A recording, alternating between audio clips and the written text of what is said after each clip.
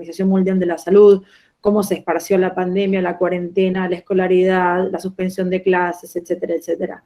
Todos los temas relacionados con COVID. Después, cambios drásticos en una segunda etapa, búsquedas relacionadas con cosas como hacer ejercicio, empezar a cocinar, hacer limoncello en casa, pan, facturas, de todo un poco.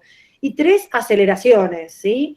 Tendencias que veíamos que ya venían dándose a un determinado ritmo por una cuestión netamente biológica o de crisis sanitaria, un montón de cosas se empezaron a acelerar. Por ejemplo, el trabajo remoto, la gente empezó a estar en cuarentena, no podía ir a las oficinas, empezó a trabajar desde su casa, una reconversión en el modelo de comercialización de muchos productos. Creo que uno de los más interesantes tiene que ver con las verdulerías o las fruterías. Tenemos una estadística de McKinsey que dice que el 26% de quienes hicieron compras online en Argentina durante el último mes de abril son personas que nunca antes habían hecho una compra por internet. Entonces, ¿podemos hablar de una nueva normalidad? Tenemos que pensar cómo se configuraría esa nueva normalidad. Y claramente va a tener aspectos de los temas viejos o de las cosas que acostumbrábamos a hacer, y va a tener aspectos de las cosas que fuimos incorporando. Realmente hablar de una oportunidad en un contexto de pandemia suena muy mal y pareciera como una falta de respeto, pero con todo el respeto que me merece, creo que hay muchas oportunidades para aprender a incorporar cosas en esta pandemia. Primero, en cuanto a la innovación educativa. En las últimas semanas estuvimos viendo entrevistas que dio Santiago Belinkis con una encuesta que él generó, hizo circular, y él afirma algo que yo estoy completamente de acuerdo, que es que los últimos 30 días innovamos más que los últimos 30 años en educación. Incorporación de plataformas educativas, nuevos mecanismos de evaluación, preponderancia del audiovisual, la posibilidad de grabar las clases, o sea, innovación educativa a full puede llegar a ser un elemento, digamos, post-pandemia. Después, innovación comercial, nuevas maneras de comprar, de vender, de pagar, la logística. Innovación o agilización en procesos, que antes eran muy burocráticos, o cuestiones como la telemedicina. Yo creo que es algo que vino para quedarse. Ni hablar de lo que es el trabajo desde casa, ¿no? Como muchos de nosotros pudimos probar que desde casa podemos hacer un muy buen trabajo, sin tener que asistir presencialmente a la oficina, bueno, esto nos dio una oportunidad para que en el futuro, cuando esto pase, esté todo ok con permanecer trabajando desde casa 1, 2 o 3 veces por semana. La sanitización personal, la sanitización de los alimentos, de los ambientes, es algo que vamos a incorporar. El distanciamiento en diferentes ámbitos, pero yo creo que hay 2 o 3 cosas importantes en cuanto al humano que trajo esta pandemia y que se va a quedar con nosotros en esta nueva normalidad. Primero, que tomamos conciencia o retomamos conciencia de muchas cosas, que somos vulnerables. Segundo, que estamos conectados biológicamente, comunicacionalmente, económicamente. Y después la importancia de la información y del discernimiento de las fuentes de información, porque ha circulado muchísima información de mala calidad en un contexto como este, que somos una especie gregaria en donde la ciencia y la tecnología volvieron a ocupar un lugar central en cuanto a la evolución y a la supervivencia y al mejoramiento de nuestra especie. Así que bueno, ahí la tecnología, que después puedo ampliar, sigue jugando un rol central y creo que lo va a tener en el futuro. Diego. Bueno, me parece que Florencia pintó un panorama muy, muy completo. Quizás algunos puntos que a mí particularmente me llaman la atención y que invito a todos los que están participando de esto también a prestarle atención a eso desde el punto de vista del análisis, porque creo que estamos viviendo como un momento sin precedentes, porque estamos frente, desde la perspectiva del abordaje de nuestra profesión, a una situación de crisis global, que en mayor o menor medida y con sus matices afecta a todo el planeta por igual, digamos, ¿no? Entonces, es muy interesante observar las realidades culturales, los sistemas políticos, o sea, cómo las realidades locales de cada uno de los lugares que están afectados por este virus influyen en la manera en la que afrontan la situación, ¿no? Y eso va desde lo regulatorio hasta las cuestiones de las responsabilidades individuales de cada uno, ¿no? Porque lo cierto es que yo trabajo mucho en asuntos públicos, o sea que estoy muy en contacto con temas regulatorios. Y la verdad que creer que porque un tema se regula, eso empieza a pasar de esa determinada manera, o sea, por creer que porque se saca un DNU poniendo un aislamiento obligatorio, la gente no sale más, es una fantasía esa, no funciona en la realidad. Acompañado de las regulaciones tiene que ir toda una construcción que hace que la gente adopte medidas de responsabilidad individual.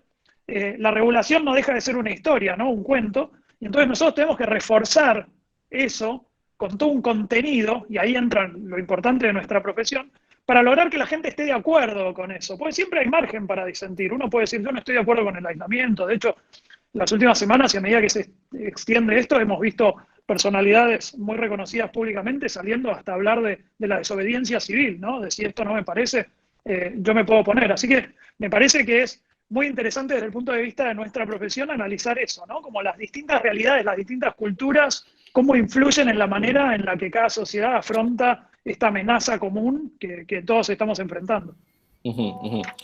Y justamente desde este lugar de la profesión específicamente, Flor, ¿vos creés que, digamos, va a haber mutaciones, va a haber cambios en nuestra práctica profesional a partir de este contexto? ¿O digamos, vamos a seguir más o menos haciendo lo mismo que venimos haciendo? ¿Habrá nuevas demandas, nuevas exigencias? ¿O habrá una revalorización de la comunicación frente a este escenario? Retomo lo que acabas de decir, creo que hay una revalorización. Cada vez que hay una crisis, nuestra función de comunicadores y de custodios de la reputación corporativa de una organización siempre se revaloriza a full, porque por lo menos en el caso que me toca a mí en Google, digamos, el nivel de injerencia que tenemos en la toma de decisiones para comunicar, no comunicar, qué comunicar, etcétera, el área de comunicaciones está 100% involucrada. Segundo, tiene que ver también con una mirada más colaborativa, es decir, si bien la pandemia vino para mostrarnos o volver a tomar conciencia de lo vulnerables que somos, también vino para hacernos acordar que de estas cosas uno sale con los otros, no de manera individual. Y me llamó mucho la atención la publicidad de Nike, que fue compartida en la cuenta de Twitter por Adidas, ¿sí? Relacionada, o sea, Just Don't Do It, y toda una serie de enunciados, dado el contexto de lo que está pasando en Estados Unidos, en el mundo, las manifestaciones en contra del racismo, toda una serie de enunciados en oposición a todo esto que está pasando en Estados Unidos y en el mundo, pero bueno, la muerte de este chico, ay, no me sale el apellido, de Jeffrey Floyd, gracias. George Floyd, donde las marcas empiezan a unirse en pos de un enunciado común, en pos de un mensaje común, ¿sí? Después también veo menos margen para el error.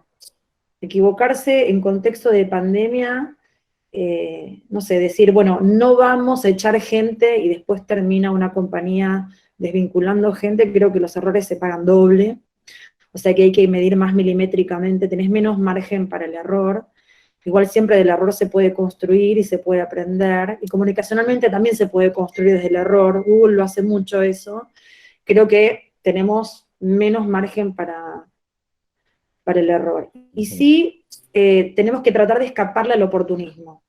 En esta pandemia, comunicacionalmente, yo vi dos grupos.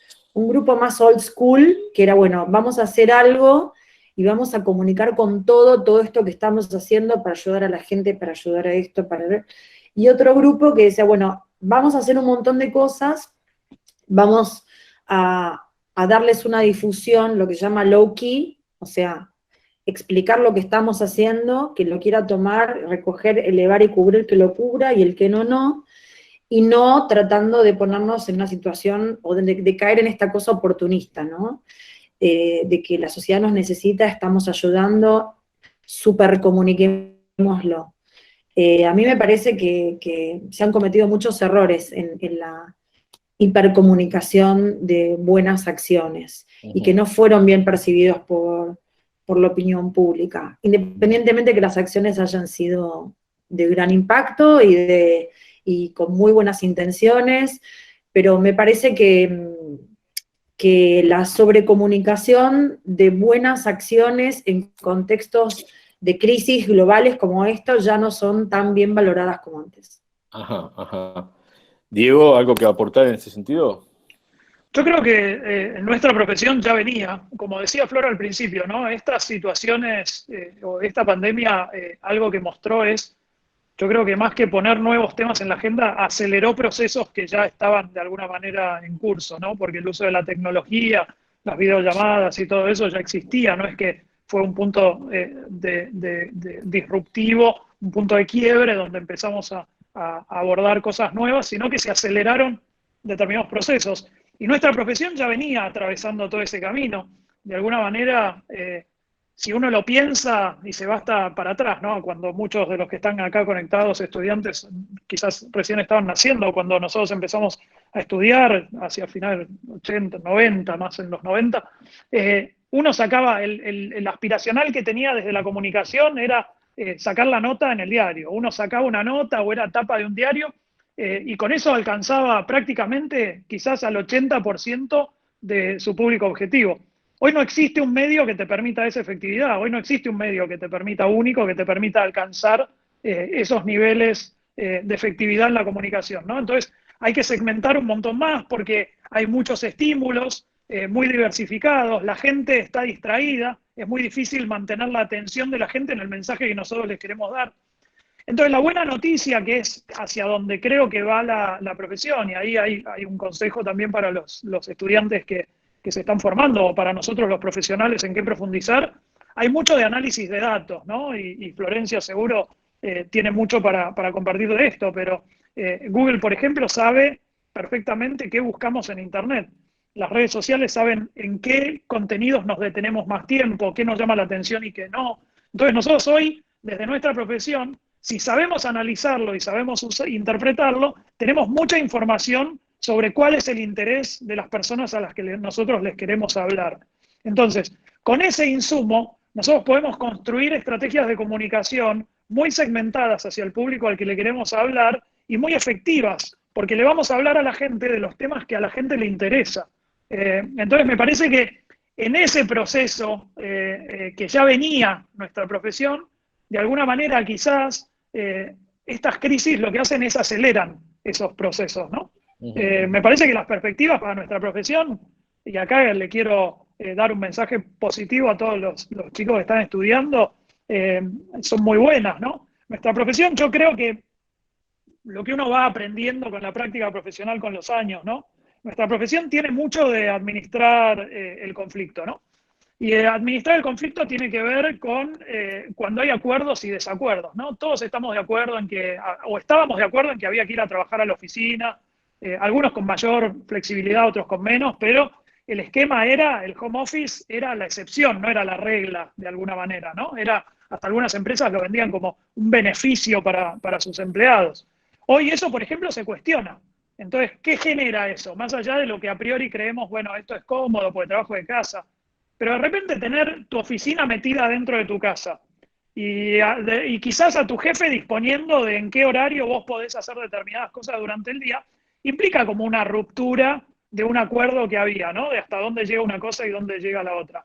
Y ahí es donde el rol de la comunicación juega un rol clave, ¿no? En explicar estos nuevos acuerdos, en identificar los conflictos en la medida que aparecen y todavía se pueden controlar o mitigar.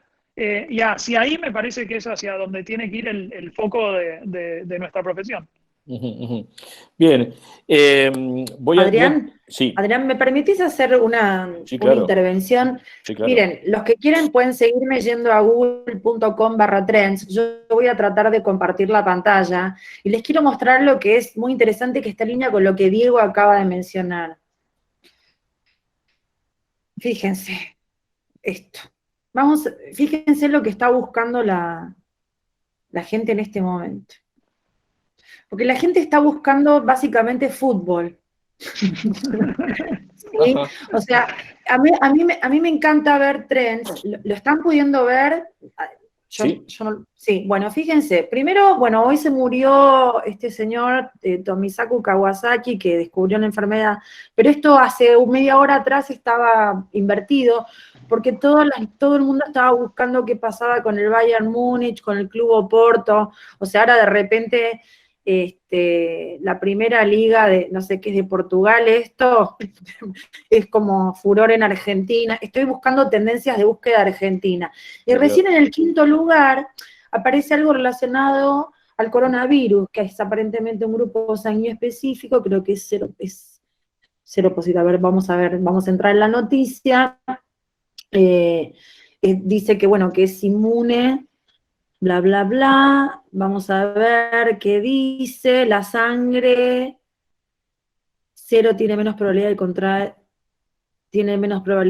de contraer el coronavirus. La gente está buscando esto. Entonces, en términos de opinión pública, tener un sensor, porque esto, lo que quiero acá diferenciar es, esto no es análisis de datos individuales de la gente. Google.com/trends son datos agregados de cómo la gente está buscando en Argentina. Yo no sé si fulanito está buscando el grupo sanguíneo o el Bayern Múnich, o la Universidad Nacional Autónoma de México, ¿no? Cada uno de los términos que empieza a crecer en su búsqueda está relacionado en general con una noticia. Acá tenemos una noticia de Miguel Ángel Piqueto, o sea, de repente si uno tiene que modelar algo que genera un impacto en función al interés de que lo que la gente está queriendo buscar o informarse acerca de, la herramienta de Trends es interesante, porque de repente todos asumimos que estamos buscando qué pasa con Vicentín, y en internet no hay nadie preocupado por Vicentín. Por Vicentín, claro, claro.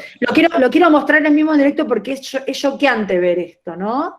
Y acá vemos una divergencia total entre lo que es la agenda de los medios tradicionales y el mundo de internet, que no es solamente Google, ¿no? Es lo que busca la gente en el buscador, lo que se busca en redes sociales. Un buscador no es una red social, pero me parece interesante mostrar este contrapunto, porque todos asumimos un montón de cosas que después cuando vemos los disparadores de intención o de interés, sobre todo en la web, porque la gente ahora se volcó a la web como nunca antes en la historia, pasan por otro lado. Y esto también lo tenemos que tener en cuenta. Y justamente yo iba ahora a cortar con un par de preguntas que están planteando en el chat, haciendo un poco homogeneizando un poco las preguntas, pero en base a lo que vos contás recién y mostrabas, Flor, me gustaría sobreagregar una pregunta a los dos que tiene que ver con esto, ¿no? Digamos, más allá de lo que estamos hablando de nuestra profesión y de la comunicación de las marcas frente a este escenario. ¿Cómo han visto el comportamiento de la prensa? ¿Cómo se ha manejado la prensa en este contexto pandémico, digamos, más allá incluso de las posiciones grietísticas que todavía los medios y los periodistas pueden representar? Yo creo que ahí la prensa, en este contexto donde, sobre todo al principio, ahora ya nos vamos nivelando porque esto empieza a ser lo que llamamos la nueva normalidad, ¿no? Nosotros ya tenemos más de 90 días en esta situación, entonces ya nos vamos acostumbrando, pero al principio había como una necesidad imperiosa de la gente de mantenerse conectado con todas las novedades del coronavirus todo el tiempo. Y que la verdad es que no había novedades durante todo el día sobre el tema, entonces había que llenar espacio. Entonces, yo creo que en la prensa pasan dos cosas. Por un lado, creo que con esta situación se realza el valor de la prensa en el sentido de tratar de chequear la información, de poder recurrir a fuentes confiables más allá de lo que te llega por WhatsApp para poder chequear determinada información. Y por otro lado, también un desafío que tiene la prensa, que también es parte de este mismo sistema que estábamos describiendo recién, ¿no? La prensa también sabe qué temas le interesan a la gente. Hoy todos los portales de noticias de todos los principales medios tienen las mismas estadísticas que estábamos viendo que puede tener Google, ¿no? Cuánta gente entra a ver qué nota, quiénes leen la nota completa, quiénes la dejan por la mitad, tienen toda esa información. Entonces pasa lo mismo que pasaba de alguna manera con el minuto a minuto, ¿no? Hay un tema que mide, la gente quiere saber de esto, y entonces hay que llenar el espacio. Y hay veces que no hay información objetivamente para llenar el espacio, ¿no? Me acuerdo cuando empezó este tema que López, uno de los médicos que asesoran a Alberto, en una entrevista que le hicieron en TN, el periodista le dice, bueno, ¿qué consejo le da a la gente? ¿Qué sé yo? Le dice, O ¿qué opina de los periodistas? También le preguntó, esta pregunta que vos estabas haciendo, Adrián. Dice, bueno, yo lo que le diría a los medios es que hablen de otra cosa, porque la verdad que esto pueden dar el parte del Ministerio de Salud, el Ministerio de Salud da 2 partes por día, uno a la mañana y uno a la tarde, y en el medio hablen de otra cosa. Y ahí el periodista medio como que lo quiso confrontar y dijo, bueno, usted me preguntó y la realidad médica es esa, a la gente le hace bien hablar de otra cosa, porque estar todo el día contando muertos, la verdad que predispone muy mal a la gente. Entonces me parece que los medios están en esa situación, ¿no? Por un lado, de actuar con responsabilidad y dar información chequeada, verificada, todo eso que en este contexto es súper importante, y después dar respuesta a una necesidad de la gente, que la gente quiere seguir consumiendo información que está relacionada con estos temas. Claro, claro. Bien. Flor, ¿algo que agregar al respecto? Creo que el tema de las fuentes, o sea, coincido con Diego el tema de que los medios aportaron mucha rigurosidad en un montón de información que estaba dando vueltas, pero también ellos mismos se pusieron bastante exigentes en cuanto a las fuentes de información que consultaban para brindar información y educación, porque también los medios volvieron como a ocupar ese rol que habían perdido, del de educar, no solamente transmitir una información, sino educar cuestiones relacionadas con el lavado de manos, con, o sea, la detección temprana de algunos de los síntomas, y también volver a la fuente del periodismo, ir a aquellas fuentes médicas, digamos, que pueden dar información basadas en evidencia o en papers o en conocimiento fáctico, es decir, no cualquier persona que le ponen un micrófono y da una opinión acerca del coronavirus. Bien. Voy a pasar a una pregunta, hay un par de preguntas acá dando vueltas, voy a plantear una en particular ahora, que es, Stephanie Duarte pregunta, en relación a lo que decían del caso Floyd, ¿por qué creen que Nike se involucró en un asunto público? Yo creo que porque las marcas tienen que estar cada vez más sensibles a las cuestiones públicas. Ajá. El silencio se paga. El silencio frente a cuestiones tan universales, el silencio de las marcas frente a cuestiones tan universales, se paga en la opinión pública. Esa es mi opinión. Sí, yo creo que la comunicación está atravesando todo un proceso de generar más cercanía, ¿no? En general, toda la comunicación está generando más cercanía, ¿no? Genera más cercanía entre las personas, de las personas con las marcas. Piensen que hace algunos años, no tantos, pero un familiar se iba a vivir a otro país y chau. O sea, te mandaban unas cartas cada tanto, algo, pero se perdía el contacto, podías hablar por teléfono de vez en cuando, que era carísimo. Hoy la verdad que las redes sociales y todo eso generan un nivel de cercanía entre las personas que se transmite también a la cercanía que las personas buscan con las marcas, ¿no? Hoy yo le puedo hablar a una marca, yo busco el perfil en alguna red social y le mando un mensaje y espero que la marca me conteste. Y entonces, esto de la personalización de alguna manera o la humanización de las compañías y de las marcas genera demandas también, ¿no? Esa cercanía que yo tengo con esa marca, también le quiero pedir que siente posición entre algunos temas que para mí son importantes, ¿no? Y creo que eso genera riesgos y oportunidades, porque la verdad que cuando uno hace una movida en un tema social de mucho impacto, adecuado, con el tono adecuado, y logra pegar en la fibra emocional de su público de la manera adecuada, el efecto es súper positivo. Lo hemos visto ahora en el posicionamiento que ha tomado Nike, por ejemplo, con el caso Floyd, y han habido varios casos similares. Ahora, el margen de error también es alto, ¿no? La verdad que uno puede pifiarle y hacerlo con la mejor intención y pifiarle al tono, y que eso se vuelva completamente negativo, ¿no? Pero me parece que eso es un poco lo que pasa con las marcas y las empresas. Bien, bien. Y yendo a otro ángulo por ahí, ¿no? Que es un tema que también en muchos espacios ha aparecido como de discusión. Y acá sí estaría bueno, digamos, compartir justamente las visiones cruzadas, ¿no? Flor desde el lugar de una compañía, Diego desde el lugar de la asistencia desde afuera de una compañía, en el régimen de consultoría, ¿no?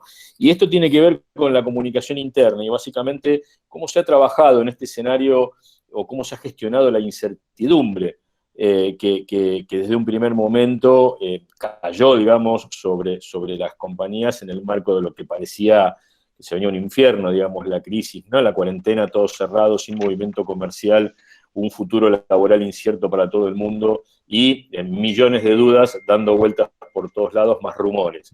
Digo, desde el lugar de la comunicación interna, ¿cómo esta concepción de una crisis particular, ¿no? Porque además no es la crisis de una empresa. Como dijo Diego, fue una crisis universal. Es una crisis universal, es decir, afectó a todo el mundo, básicamente. Entonces, el papel de la comunicación interna, ¿cuál ha sido y cómo han trabajado ustedes en este sentido?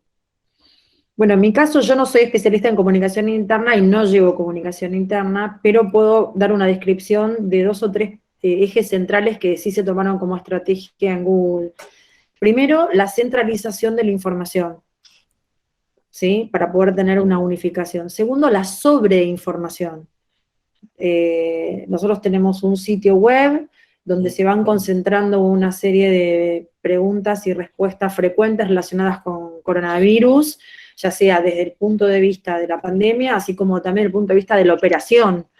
¿Qué oficinas estaban abiertas, qué oficinas cerradas, en qué oficinas se recomendaba el trabajo remoto? Teníamos como distintos, vieron como alerta naranja, verde, roja. Bueno, nosotros teníamos, según la oficina del mundo, se recomendaba el trabajo remoto, el trabajo remoto era mandatorio, había distintos estadios según las oficinas, según en qué ciudad estaban basadas. Y además de la centralización de la información, o sea, los gerentes generales de oficinas no mandaban sus mails de manera anárquica a sus equipos o por país, sino que todo estaba muy, muy centralizado. Después, como la cuarentena se fue liberando, después la comunicación, a medida que iban pasando los días, al menos en Buenos Aires, ¿no? De confinamiento, es como que se descentralizó un poco más la comunicación, y el objetivo número 1 siempre fue estar cerca de los empleados. Todas las recomendaciones en las videollamadas que teníamos con nuestros equipos de trabajo, no importa entre quién y quién, era mandatorio decir, bueno, contame cómo estás, invirtamos 15 minutos para que vos me cuentes cómo te está yendo con el homeschooling de tu hijo y yo te cuente por qué estoy a punto de teñirme el pelo de verde con el homeschooling de mis hijos. Y conectar, por eso yo veía en el chat que decía, estamos más conectados o más desconectados. A mí me parece interesante lo que genera el aislamiento y la conexión utilizando plataformas tecnológicas, porque yo me he conectado con gente desde un lugar en el cual nunca me conecté en persona, producto de este contexto. Y lo hice en una cuarentena y a través de herramientas tecnológicas, y el nivel de conversación que tuve con un montón de gente en este contexto y con estas herramientas no lo había tenido nunca antes en mi vida. Entonces, no sé, creo que hay muchos prejuicios acerca de que estamos más conectados pero más desconectados, o que la tecnología nos aísla en vez de unirnos.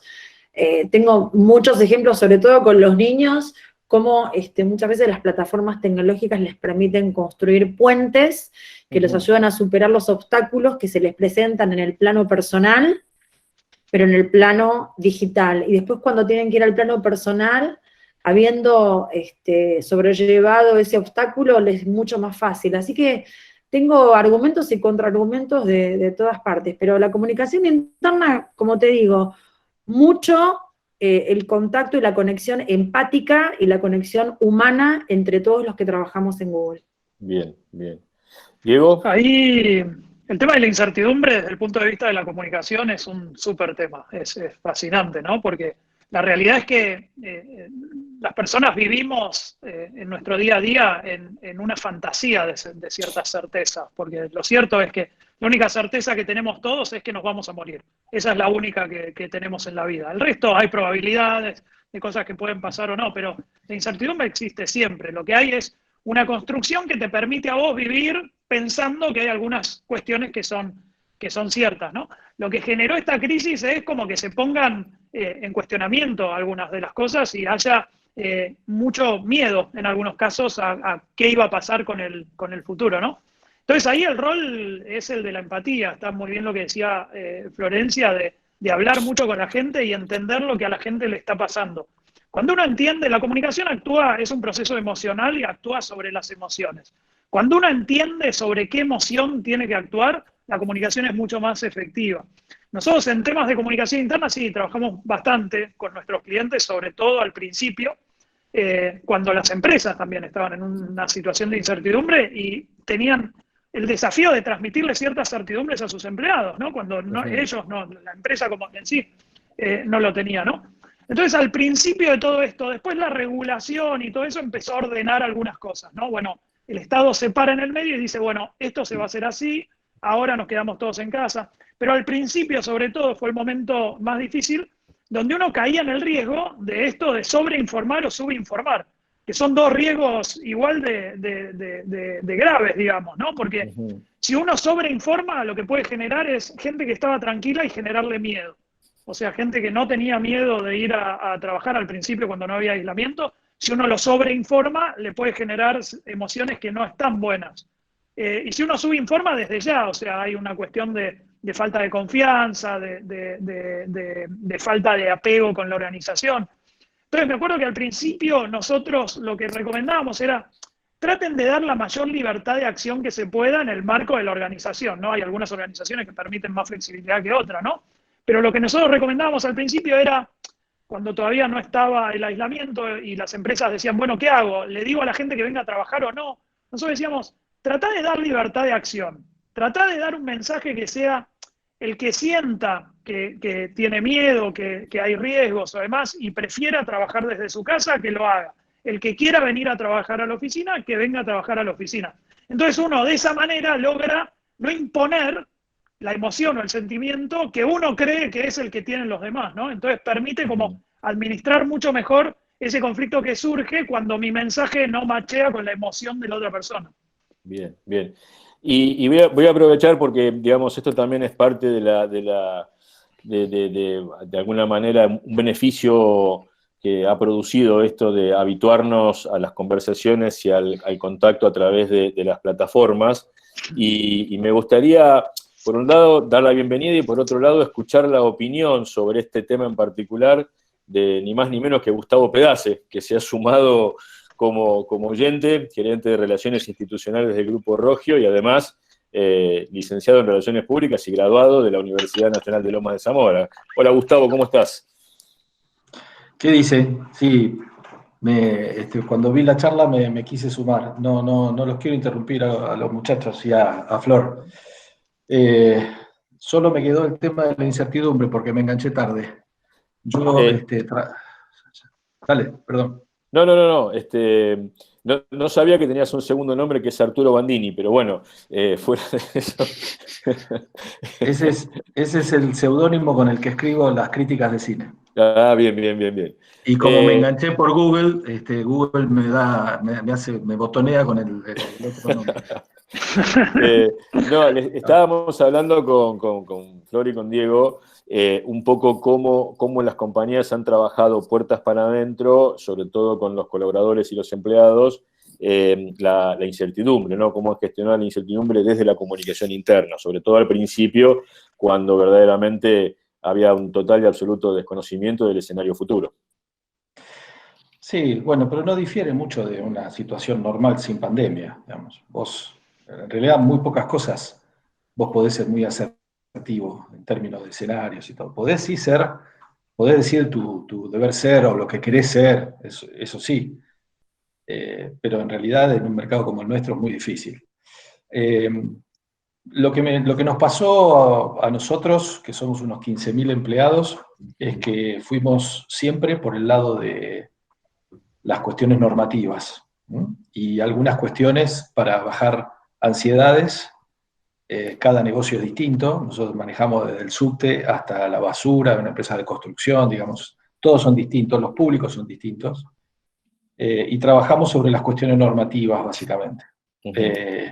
Y algunas cuestiones muy, muy estratégicas que al tener un accionista que lo tenemos todos los días en la oficina, está presente, etcétera, las podemos hacer, que es decir, bajar la ansiedad con relación a los miedos. Mucho más que eso no pudimos hacer. Y después sí, abrimos unos canales muy agresivos y muy interesantes para el cuidado, para que la gente se cuide, para trabajar sobre los protocolos. Tenemos mucha gente que tiene que concurrir al laburo porque tiene que operar el subte, tiene que levantar la basura en la calle, tiene que entregar agua en la ciudad de Córdoba, digamos. Y el resultado de eso estamos bastante felices porque hasta la semana pasada no teníamos un solo caso en 14.000 y pico de empleados. Producto a lo mejor de esto, ¿no? Lo más difícil en este momento es trabajar en línea con los sindicatos, para nosotros. Porque ahí tenés otro gran canal de comunicación interna que uno no controla y que según el ánimo y la belicosidad del sindicato te hace ruido la línea o no, digamos. Estamos muy acostumbrados, tenemos desde camioneros hasta metrodelegados, así que el espectro es muy amplio y es otro de los datos que uno no maneja, ¿eh?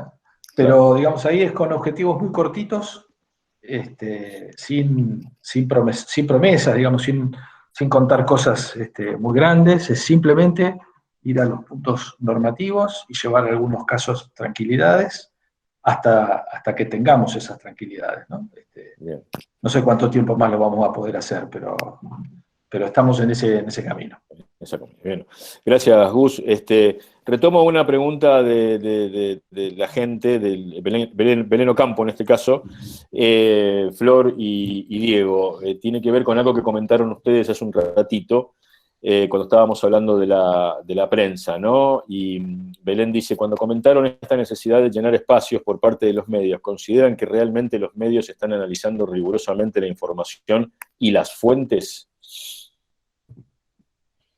Hay de todo. O sea, yo creo que hay medios que se lo tomaron muy en serio y que, por supuesto, no existe medio que no haya cometido error. Ahora, el tema es cuán grosso haya sido el error, o a veces no es el error del medio, sino la fuente consultada por el medio cometió un error. ¿Viste? Yo creo que los medios...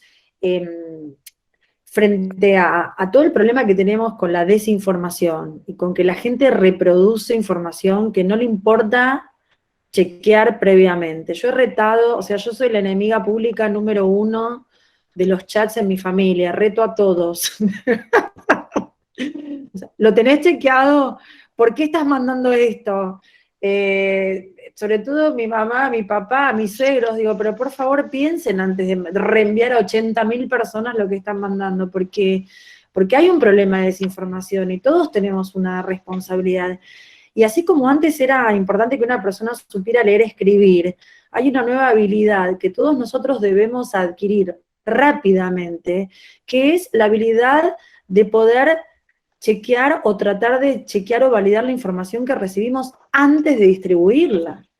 Yo lo hago todo el tiempo. Muchas veces lo hago usando Google. O sea, copio un título, copio un fragmento de la información que me manda y enseguida aparece si esto fue una cadena, un spam, algo apócrifo, algo inventado. Esto es la otra ventaja que tiene también Internet y las plataformas digitales. Cuando algo es falso también salta rápido. Juan Manuel Lucero de nuestro Newslab da capacitaciones en todo el país mostrando cómo chequear una foto, cómo validar si una foto realmente corresponde a la noticia o es una foto de otro lugar o fue trucada. Es decir, hay muchas maneras de usar las propias plataformas para validar información. Creo que los medios están haciendo un muy buen trabajo. Siempre puede ser mejor, pero creo que lo han tomado con bastante seriedad. Hay de todo en la viña del Señor. Así que, pero los más importantes creo que lo han tomado realmente como una responsabilidad, porque la gente necesita información validada, o por lo menos que los medios vayan a las fuentes que tienen alto grado de credibilidad, médicos, investigadores, gente que tiene paper, gente que tiene evidencias. Diego. Ahí para sumar, yo creo, coincido en todo lo que dicen y me parece que ahí también hay un tema que tiene que ver con la velocidad a la que fluye la información hoy, ¿no? La verdad es que hoy se debaten temas demasiado rápido los actores están muy disperdigados. Hoy hasta la Organización Mundial de la Salud, que si uno dijera, estamos hablando todos de chequear las fuentes y demás, hasta hace algunas semanas la Organización Mundial de la Salud era una fuente incuestionada, ¿no? Uno decía, no, lo dijo la Organización Mundial de la Salud. Y ahora en las últimas semanas resulta que aparecen cuestionamientos también a la Organización Mundial de la Salud. Entonces eso es muy difícil. Coincido que en el periodismo, como en cualquier otra profesión, hay mejores periodistas, peores periodistas, hay gente que hace mejor o peor su trabajo. Pero ahí lo que me parece interesante, y otra recomendación para los estudiantes que nos están escuchando y para también los profesores que lleven el tema al aula, yo uno de los temas en los que más he estado leyendo en los últimos años y tratando de actualizarme es lo que tiene que ver con la psicología cognitiva, ¿no? En cómo se construye el conocimiento adentro de las mentes de las personas. Y ese es un tema fascinante, cómo actúan las noticias falsas o cómo se genera en la mente de las personas una ilusión de un recuerdo de algo que no pasó. Hay un caso espectacular, y aparte que todos lo conocen de eso, que Durán Barba lo estudió en sus grupos específicamente, que es la imagen que la gente dice haber visto del caso López. ¿Se acuerdan? Los bolsos, la ametralladora, toda esa escena tan bizarra que todos vimos. Bueno, ahí había un relato del testigo que llama a la policía cuando lo ve a López subiendo por la pared, y que le dice a la policía verbalmente que le estaba viendo una persona tirando bolsos por arriba de la pared. Los medios empezaron, algunos con intención, otros no, a decir que ese video existía, ¿no? Que habían visto el video. Y la realidad es que ese video no existe, y cuando uno hace estudios y le pregunta a la gente, 6 de cada 10 aseguran que ellos vieron el video de López tirando los bolsos por arriba de la pared. Y ese video no existe. O sea, la realidad es que el video que existe es el que está tomado desde la puerta, cuando él viene, apoya, se abre la puerta y sale la monja y toda esa situación. Pero fíjate cómo a partir de una información que se empieza a difundir, en la mente de las personas se genera un recuerdo de algo que en realidad no sucedió, ¿no? No sucedió, Entonces me claro. parece que es como muy interesante cómo actúa la información en ese sentido en las cabezas de la gente. Ujú, ujú. ¿Qué recomendás estudiar vos, Diego, para profundizar más en este aspecto que estás planteando, que es muy interesante? No, ahí hay un poco de todo. A mí, Mariano Sigman escribe muy bien, sí, hay varios de esos. Después, si quieren, les puedo pasar para que vean más en las aulas. Bachrach, bueno, Manes también. Cualquiera de ellos. Es como empezar a leer, para nosotros que hacemos comunicación. Yo cuando empecé a tener contacto con este tipo de información, es como empezar a leer el manual de instrucciones del cerebro, que es fascinante para el trabajo que hacemos nosotros, ¿no? Claro. Así que me parece que es muy interesante, y ya que estamos en recomendaciones de eso, les recomiendo a todos que busquen entrevistas recientes a Yuval Harari o charlas TED de él. Es un historiador israelí que es el autor de Sapiens, un bestseller que, bueno, todo el mundo ya debe haber leído, pero está haciendo análisis muy, muy interesantes de la coyuntura actual del mundo y hacia dónde podemos ir después de esta crisis global de la pandemia. Y después los clásicos, ¿no? A Vernet hay que leerlo siempre. Yo estuve revisitando el concepto de ese gobierno invisible que organiza la sociedad últimamente, y si uno lee, aunque sea ese primer capítulo de propaganda, y lo aplica a la realidad de hoy, lo ve claramente que más allá de que exista un gobierno que saca regulaciones, después hay una cantidad de entidades, un entramado recontra complejo que trata de construir un modelo en el cual la sociedad funcione. Así que me parece que hay lindas cosas para leer en este contexto. Bien, ustedes estaban hablando recién de cómo fue alterándose en las últimas semanas probablemente la credibilidad de la OMS frente a por lo menos las últimas publicaciones que hubo al respecto. Y justamente Jessica Bernal estaba haciendo una pregunta al respecto. No sé si efectivamente esto puede tener alguna respuesta de momento, pero bueno, se los planteo, ¿sí? Jessica dice, ¿qué pasa con la información que da la OMS que es tan incierta? ¿Cómo se puede manejar desde lo comunicacional? Digo, ¿hay probabilidades de abordar este problema desde esta charla, no? A ver si... No. Sí. Adelante. No, valida, ustedes vieron que Edelman publica anualmente el Trust Barometer, ¿no? Y creo que hace poco sacó una actualización acerca del Trust Barometer en tiempos de pandemia. justamente el Trust Barometer lo que muestra es cómo a partir de los factores de contexto va subiendo o bajando la credibilidad que la gente le va otorgando a empresas, a instituciones, a políticos, a qué instituciones. Y por eso cada vez recobra más valor la comunicación que se llama peer-to-peer, persona a persona, de uno a uno, de uno a varios, ¿sí? Personas como nosotros. Y no es solamente porque hay una crisis en los medios, porque también hay crisis en las instituciones, porque la opinión pública no perdona los errores o las contramarchas que dan instituciones internacionales como la OMS. Entonces, el escrutinio público que estamos teniendo todos, los que tenemos un nivel de relevancia en la opinión pública, entre ellas las empresas, cuanto más importantes las empresas, más escrutinio tenemos, hace que cada vez más la gente valore la información que le da a alguien que conoce. Y ahí entramos en los problemas de la validación o de la credibilidad de la información que te comparte ese igual o esa igual, ¿no? Y la explosión de las redes sociales, y por qué, o sea, lo interesante es cómo esto va evolucionando y hacia dónde, pero mi respuesta es: no hay manera de mitigar estos problemas, van a seguir estando. Lo que pasa es que estas idas y vueltas, dimes y diretes de las organizaciones o instituciones tan reconocidas, que permanentemente están bajo el escrutinio público, cuando se equivocan, lo que hacen es otorgarle mayor credibilidad a la gente común, que termina compartiendo determinada información versus la información que viene de fuentes oficiales. Eso yo no creo que sea bueno para una sociedad. No creo que sea bueno para una sociedad.